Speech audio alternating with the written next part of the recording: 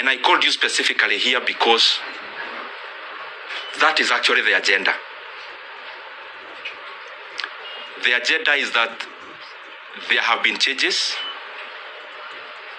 and I felt convinced within myself that given the pivotal role the position held in the workings of our country, in the workings of our nation, in the workings of our various government agencies, development, and every other thing, and because whatever we were doing, I was also updating you regularly, I thought it was important that I call you the way I have done, so that the things we've been reading and the things we have been seeing, I can clarify a few of them and also give my voice on it.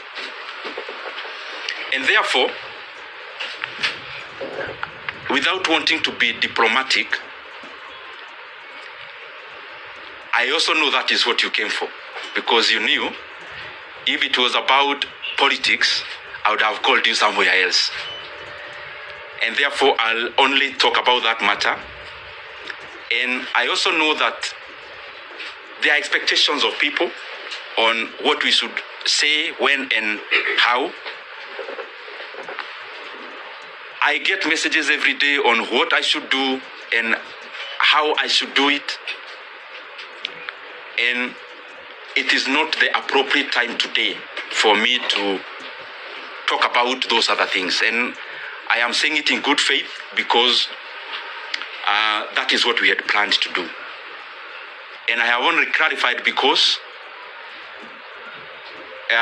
in the time I've been a politician, I know there is what you say, but there is also work to be done in terms of coverage. There is also what you may want to report.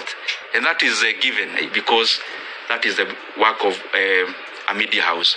So I've clarified that so that I'll be open to a few questions afterwards. But I just highly request, I am here as a Kenyan. I speak when I want to speak. I know we have interacted in many forums.